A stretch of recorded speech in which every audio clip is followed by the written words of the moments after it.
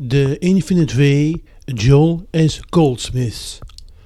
Het tweede gedeelte van de klas die Joel op 12 augustus 1958 in Holland gaf.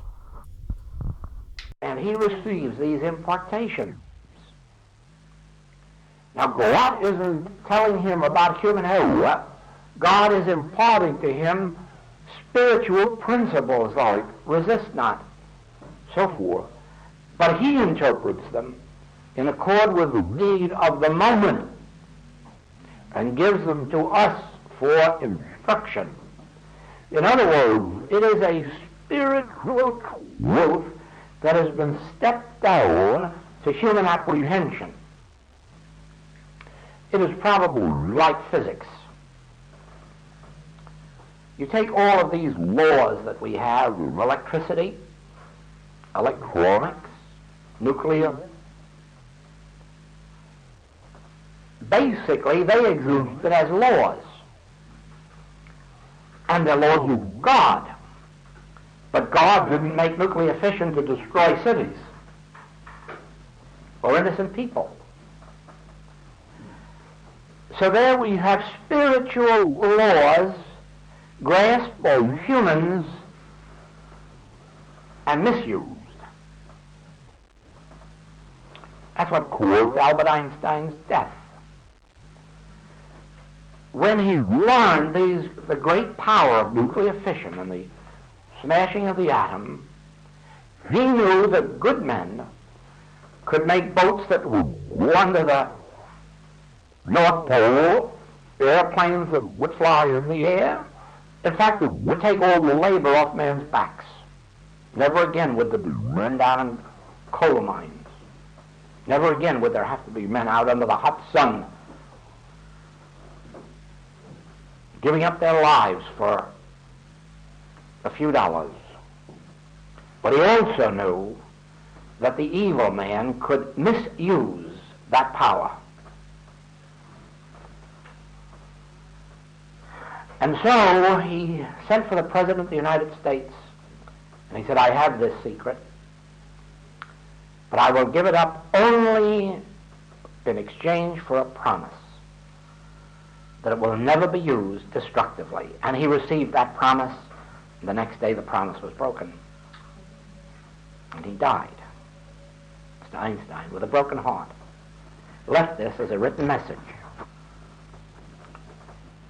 Well,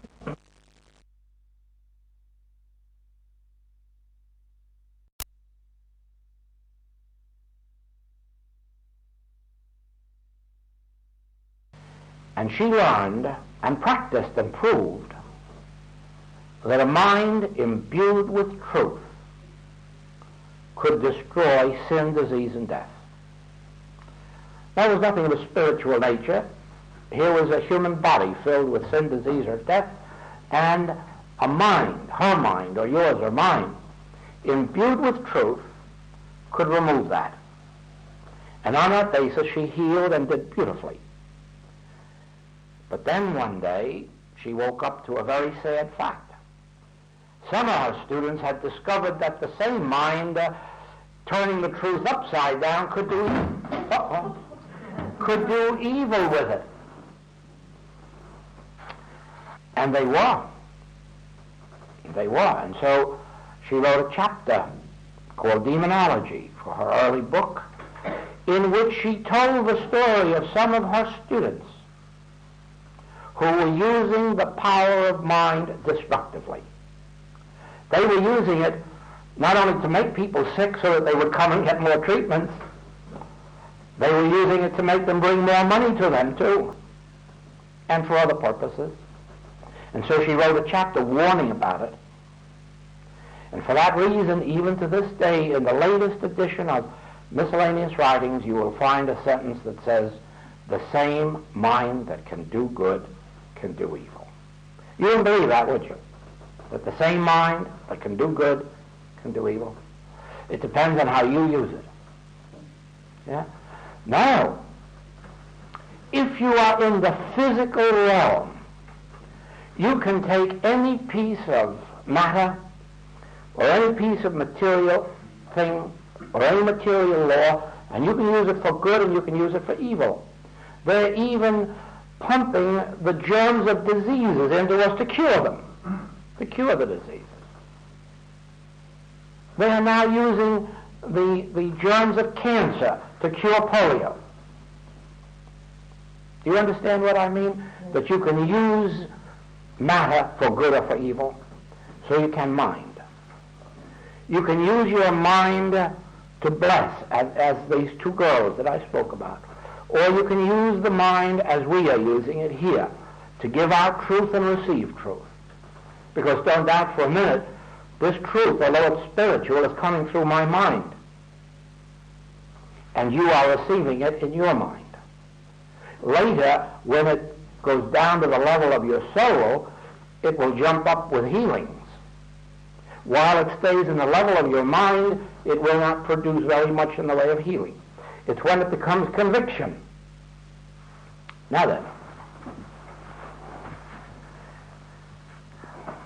when we receive then an inspiration, as far as God is concerned, it's pure and good and holy. And it has for its being the harmony of the entire spiritual kingdom. But when it is filtered down into the mind of a person who knows good and evil, then it says, choose ye this day whom you will serve, good or evil. And you'll find out that the very powers that you can use for evil, you can use for good, and the powers you can use for good, you can use for evil. Now that exists only until you come to the place that I'm telling you about in the infinite way, where you consciously give up the powers of good and evil, where you agree there are no powers except God. Then you don't use truth. Because if you did, you could use it to suit your sense of good and evil. And sometimes you'd use it for what you think is good and it would turn out evil. Oh, yes, there have been lots of parents that have ruined their children's lives, by being too good to them. Or what they thought was good. There again, their concept of good. Now, when you come to where we are in the infinite way, you no longer have a choice, because you are not using any powers, either for good or for evil. You have given up the use of powers, and you have settled yourself back into the realization God alone is power. I can't use God, I can let that power use me. Then it can't be used two ways. See the difference? God can't use power two ways. Therefore, if we stop using power and let the power of God flow through us, there can be no evil. That's why a person, if they really catch the message of the infinite way, there cannot be sin, there cannot be disease, there cannot be selfishness, there cannot be hate, envy, jealousy, malice. Those things cannot exist in them because they've given up that self. And they're letting the God self express itself. It isn't as if they were expressing God. Oh no. Then again you'd have your choice. Shall I express God or shall I express devil? No. You are not expressing God. You are letting God express itself in you and through you and as you. You see that? That's where we are. When we sit down to give a treatment, we don't give you a treatment. We don't even ask the name of the patient. We don't even ask the disease that the patient thinks he's got. We aren't interested in symptoms or diagnosis. We aren't even interested in whether it's a man or a woman or a child or a person 9 years of age or 99. That doesn't enter into our work at all. Our work, when you ask for help, is to sit down and be still and let the Spirit of God flow. That's all. That's all. Let it flow. Because it is the all-knowing mind that knows where and how to flow and what to do. Because it is divine love, it does reach those who have reached out for it. You might wonder, how is it then that it reaches you? It reaches you because you made the contact. If you wrote to me, or if you spoke to me, or telegraphed, or cabled, or telephoned, or even if you sat in your room and just said, well, Joel, here I am, you have made contact. Because it isn't this body that helps you, and it isn't this brain. It is that part of me which is omnipresent. It's the soul of me. And so it is with you. I don't have to know anything about you humanly, because all through my writings you will read that I don't know how to heal. And don't think that that's false modesty, because it isn't. I don't know how to heal. I know nothing about healing. I do know this, that all that appears in this world as human good or evil is illusion. It isn't illusion out there, it's illusion in the mind of the person who's beholding it. Out there is the temple of the living God. Out there, I would have to say with Peter, ye are the Christ, the Son of the living God. I know you. And your body is the temple of the living God, because I'm seeing out through my soul faculties. I'm not looking out through my human eyesight and judging by appearances. Do you see that? Now, you will find, as you continue in the study of Infinite Way writings, you will find a little exercise that all of our students go through. Look down at your feet and ask yourself the question, are you down there in your feet? And see what kind of an answer you get for yourself. And then go on up to your knees and ask yourself again, am I down there? And go up to your waist, and go up to your chest, and go up to your head, and go all the way up to the top of you, and ask yourself, am I there? And you'll come up with a realization before you're through that there isn't any place from your toenails to the topmost part of your hair where you are. No surgeon could find you there, because you aren't there. And the minute you realize that, you begin to see the secret of your true identity. Because you have thought, when you looked in the mirror, that you were seeing you. And now you'll know that you never have seen you in a mirror, because you aren't there. You've seen your body. But that's different than you. See that? That's different than you. And as you travel up and down your body several times, you really finally come to the awareness, I'm really not here. I'm really not here. There's no such thing as a me inside this frame. And then you'll know why it is that absent treatment is successful. Because there is no absent treatment.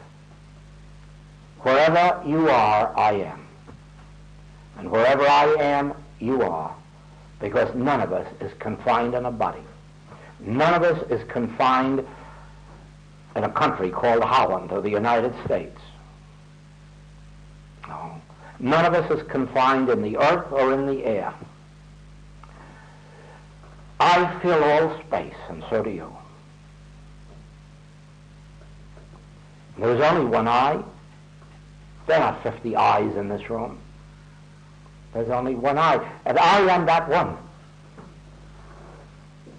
When you reach out for help, I am that one.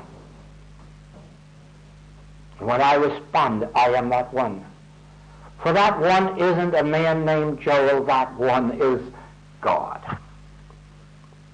God is your true identity, and God is my true identity. And when you reach out to me, you reach out to God, But who do you think it is reaching out? God. That's oneness. One God. Thou shalt have only one God. And that one closer to you than breathing and nearer than hands and feet. So when you reach out to a practitioner for help, are you reaching out further than your own heart or breathing? No. No, not that you're inside here. That's only the idea of closeness, oneness. Closer to you than breathing, nearer than hands and feet am I. So when you reach out, you're reaching out to the infinity of your own being, appearing as Joel today, but somebody else will be reaching out to you tomorrow. When you have recognized your true identity, when you have stopped believing that you inhabit a carcass, a body. Do you see that? And when you realize that you are nowhere between the toenail and the topmost hair of the head, then you'll say, where am I? And then you'll say, I? Who? I? What did Moses find? I am that I am. I am. And from a shepherd boy, he becomes a leader. Jesus found the same thing, and from a carpenter, he became a savior. What was the difference between Jesus and all the other Hebrews at the temple in Jerusalem? He's the only one who discovered who I am. And that's why he could say to his disciples, whom do ye say that I am? And it took a Peter to finally realize, oh, have we been so long with you and have not realized? Thou art the Christ. Sure, and he was trying to make them awaken to see who they were. They didn't quite make the grade. So you see that God is in his heaven, and all is well with this world. But if you and I are not partaking of that wellness, then the secret is, ye must know the truth, and the truth will make you free. And the very first truth you have to know is there are not two powers. That's the whole world belief. Two powers. But the spiritual truth is, what did hinder you? Pick up your bed and walk. What power is the holding you down there? None. So come on, get up. But that man was suffering from a belief that disease is power. And so his belief kept him there, not the disease. And it wasn't his belief, it's a universal. And so with us. It is never your, don't ever malpractice anybody by saying that you are evil, or you are holding wrong thoughts, or you aren't loving enough, or you aren't just. Don't ever do that. You will make your patient twice as sick as they were before. Release everybody from condemnation and say there is no sin in you at all. I do not hold you in bondage, and I do not judge you or condemn you. I find no fault in you. You are perfect. Then what are we dealing with? A universal belief which you're accepting. Now give it up. Do you see that?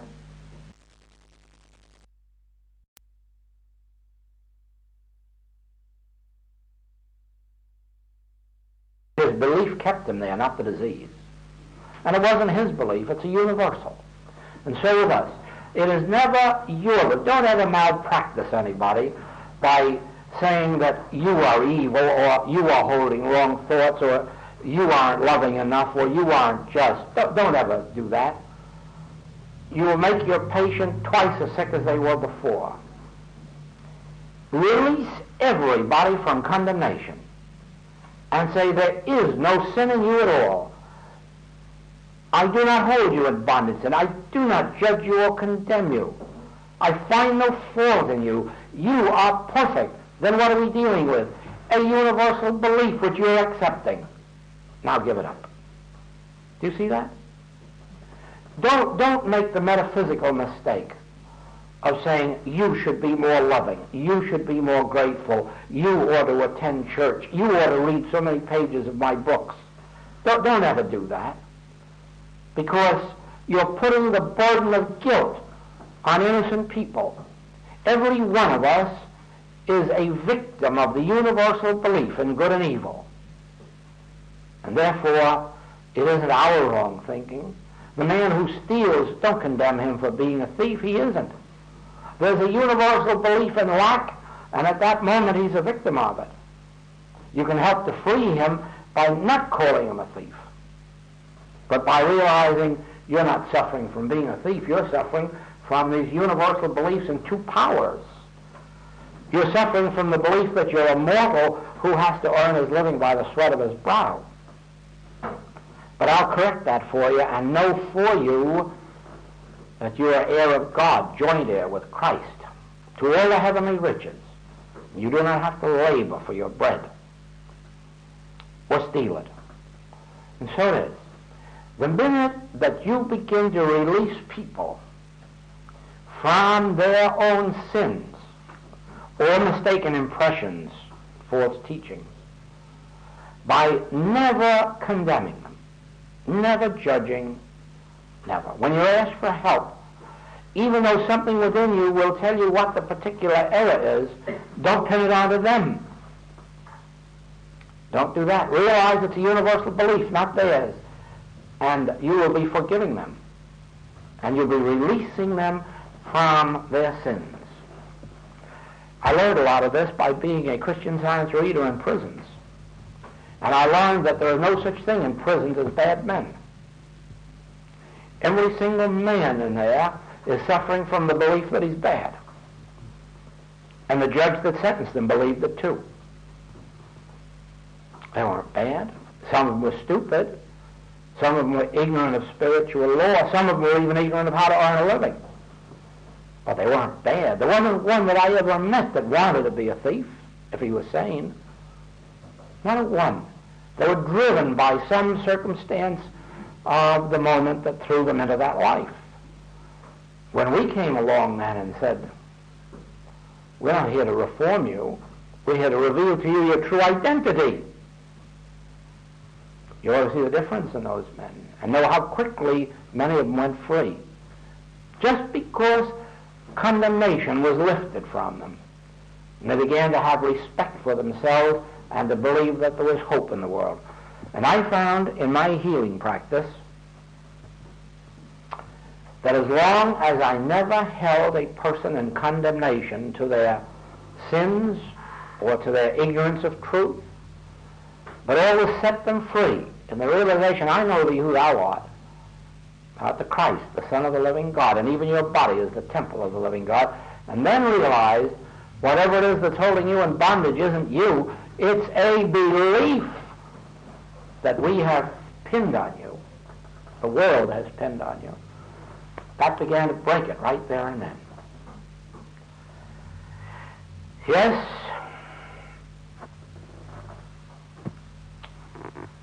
the principles of the infinite way are not difficult. They are revolutionary, but they're not difficult. But they are difficult to put into practice because they contradict what we have heretofore known. Heretofore we've dealt with two powers. And now we've got to be able to learn to laugh at all negative powers and say, you fooled me enough generations. I really believed there were powers of lack or limitation. There were powers of sin or powers of disease. And now I know that there can't be a God and some other kind of a power. And as you do, you find yourself released from believing in two powers, and when you no longer believe in them, it's like no longer believing in ghosts. You don't see any anymore. As long as you believe in ghosts, there'll always be one turning up wherever you are. But the minute you see that there can't be ghosts, ghosts seem to leave your ken. So it is with this. In proportion as we can bring ourselves alive in the realization of God, thou shalt love the Lord thy God with all thy soul, with all thy heart, with all thy mind, with all thy being. How can you do all that and fear something else? That's not loving God. That's not even believing in a God of one power. Take these principles. You'll find many of them in the writings of the Infinite Way. They're always referred to as the correct letter of truth. Work with that correct letter of truth until it becomes a spirit of truth in you, the consciousness of truth, like this very one of I. Don't hesitate day after day to sit down for a few minutes and just examine your body and see if you really can find yourself inside of it. And one of these days it'll dawn on you, of course I'm not in there. Of course I'm not in there. Where could I be? And then you'll begin to realize you are as omnipresent as God is. And then you'll know why the place whereon thou standest is holy ground. Because God is there. And it's the same way if your thought rests in Australia, that's where God is. Because you aren't outside of God. Well, you will have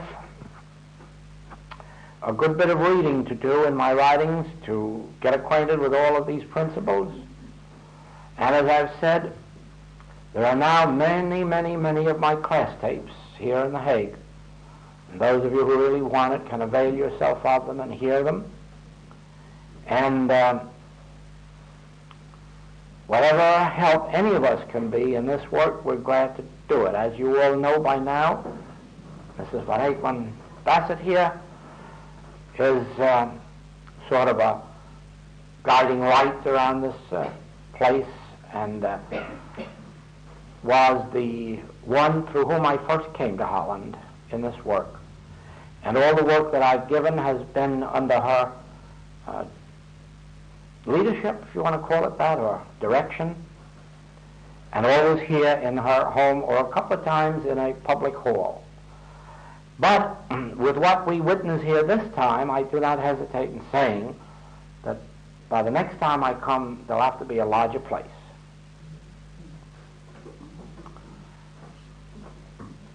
And let us understand this before I leave you.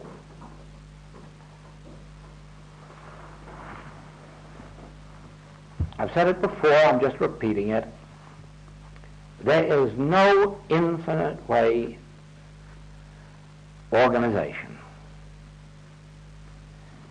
This work is carried on in the strangest way imaginable.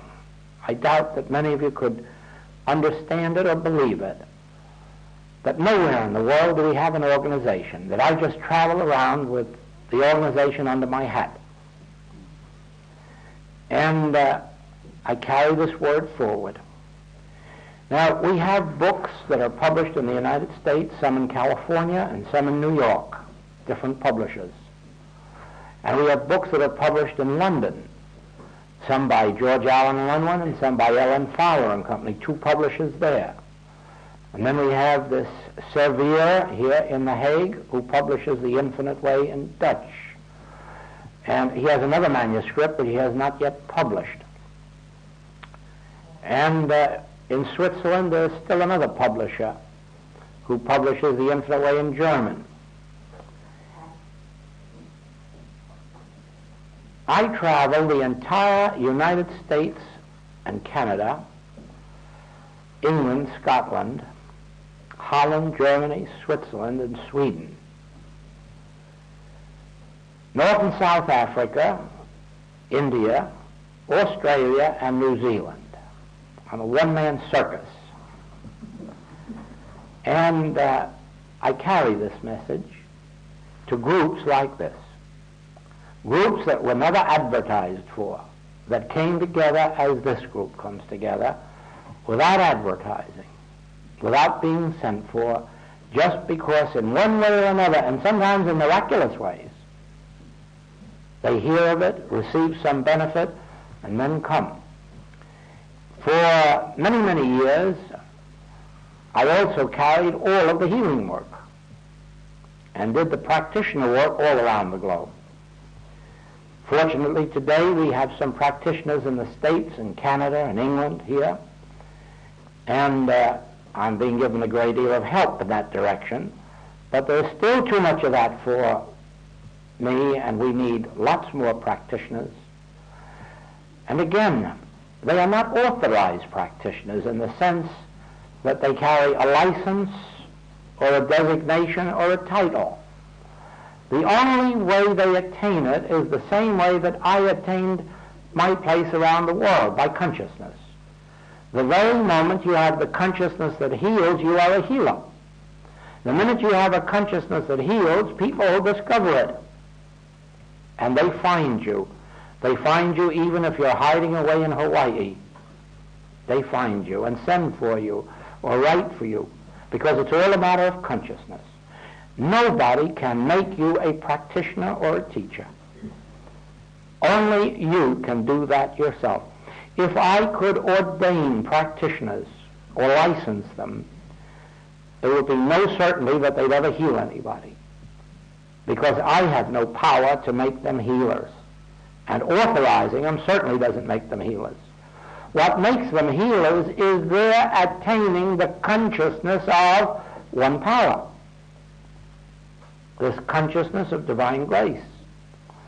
When they have that, they're healers. And the world knows it and finds them. So it is. Our work is conducted in groups like this. Now, there are no limits to how many groups there can be in a city.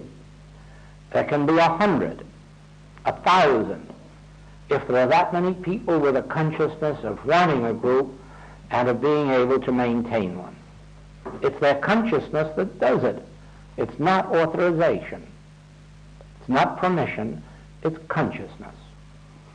We have in London, just pages and pages of places where there are tape recording groups, and all out from England, and all over the United States, Africa, and all over.